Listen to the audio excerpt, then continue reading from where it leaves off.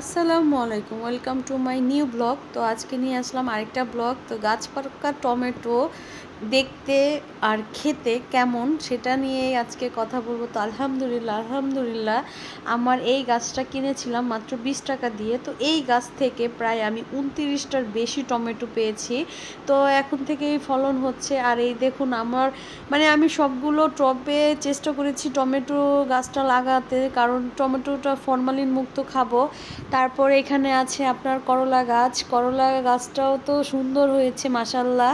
আর এই যে একটা করলা হয়েছে দেখতে পাচ্ছেন, এটা আরেকটু বড় হবে, দেন আমি এটা হারভেস্ট করে দেন খেয়ে ফেলবো।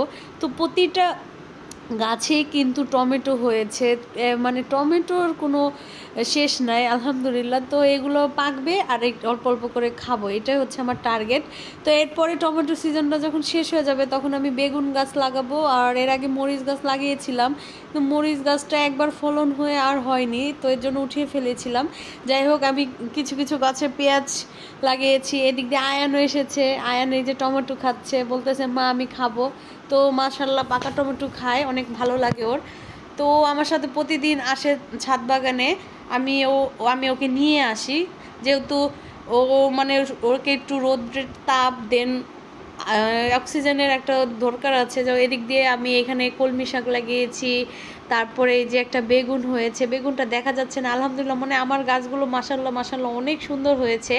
তো ক্রেটে আপনারা যারা ছাদ বাগান করতে চান অবশ্যই আপনারা ক্রেটে লাগানোর চেষ্টা করবেন, কারণ ক্রেটে মাটিটা অনেক সুন্দর থাকে আর হচ্ছে ভালো ফলন হয়।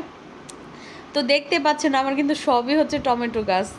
আপনারা অবশ্যই কি বোর হচ্ছেন আমাকে অবশ্যই কমেন্ট করে জানাবেন। আমার ব্লগগুলো আপনাদের কাছে কেমন লাগে এটাও জানাবেন। আর আপনারা অবশ্যই আমার পেজে যাবেন, যে পেজটা ঘুরে আসবেন, যদি ভালো লাগে অবশ্যই একটা লাইক কমেন্ট অ্যান্ড শেয়ার করে দিবেন। আর একটা ইউটিউবে যে একটা সাবস্ক্রাইব করে দিবেন। আমার ইউটিউব চ্যানেল আছে প্লাস ফেসবুক পেজও আছে।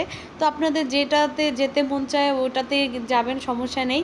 তো এই তো আজকে আমার এই টমেটো গাছগুলো আসলে আমার খুবই ভালো লাগে। আমি যখন ছাদ বাগানে আসি, তো ছাদ বাগান পাশাপাশি দেখুন এইগুলো আবার আমার মা লাগিয়েছে। আমার বলতেছে যে কিনা এই গাছটাতে দেখুন মাশাল্লাহ কতগুলো টমেটো হয়েছে।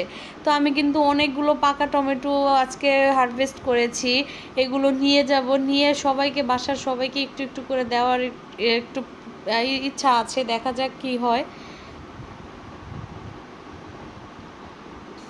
আর আমার যে প্রতিদিনকার যে কাটা সবজিগুলো ওইগুলো টবে দিয়ে এতে মাটির উর্বরতা ভালো হয়। এই যে পুঁই শাকও হয়েছে, আমি পুঁই শাকও কিন্তু খেয়েছি। আসলে প্রতিটা ভিডিও আমার করা সম্ভব